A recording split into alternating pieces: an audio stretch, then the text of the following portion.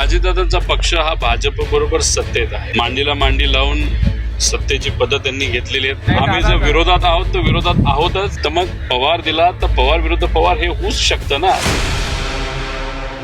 अजित पवार यांच्या निधनानंतर रिक्त झालेल्या बारामती विधानसभा मतदारसंघात पोटनिवडणूक पार पडली.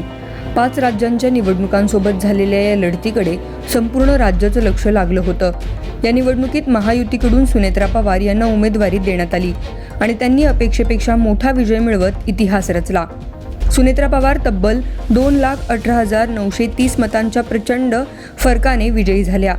बारामतीच्या राजकारणात आजवरचा सर्वाधिक मताधिक्याचा विक्रम त्यांनी आपल्या नावावर केला आहे. या विजयानंतर आता पुढील राजकारणाची चर्चा रंगू लागली आहे. 2029 मध्ये बारामतीत उमेदवार कोण असणार? पुन्हा एकदा पवार विरुद्ध पवार अशी लढत पाहायला मिळणार का, असे प्रश्न उपस्थित होत आहेत. याच पार्श्वभूमीवर राष्ट्रवादीचे आमदार रोहित पवार यांनी मोठं विधान केलंय. अजित पवारांचा पक्ष भाजपसोबत सत्तेत आहे आणि आम्हाला भाजपची विचारसरणी नको आहे, त्यामुळेच आम्ही विरोधात आहोत. त्यामुळे भविष्यात बारामतीत पवार विरुद्ध पवार होऊ शकते, असं म्हणत रोहित पवारांनी आगामी काळातील राजकीय घडामोडीचे संकेत दिले आहेत. अजितदादांचा पक्ष हा भाजप बरोबर सत्तेत आहे. मांडीला मांडी लावून सत्तेची पद्धत त्यांनी घेतलेली आहे आणि त्या पद्धतीने ते काम करतात. आता तो विचार जर तुम्ही स्वीकारला असेल आणि आम्हाला तो विचार नको असल्यामुळे आज आम्ही विरोधात आहोत. आता उद्या जाऊन तुम्ही भाजप बरोबरच राहणार असाल आणि भाजप बरोबर असताना तुम्ही युतीमध्ये जर तिथं पवार परिवारातला एखाद्या व्यक्तीला जो उभं करणार असेल तर आम्ही तर विरोधात आहोत. आमचा पक्ष तिथं विरोधात आहे. उद्या जाऊन आम्ही पवार हा उमेदवार देऊ का कुणी दुसरं हा वेगळा विषय. पण समजा पवार हा उमेदवार दिला आणि ते सत्तेत राहिले, आम्ही तर विरोधात आहोत.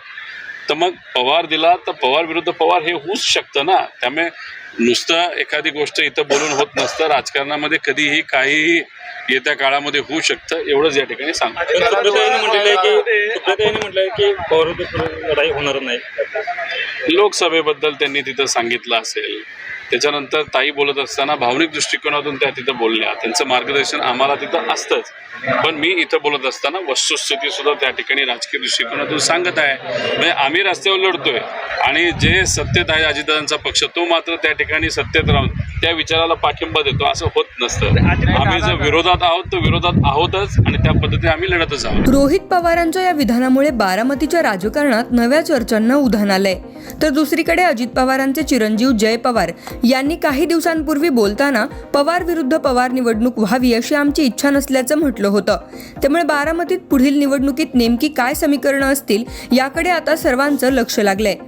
तुम्हाला काय वाटतं? बारामतीत पवार विरुद्ध पवार निवडणूक होऊ शकेल?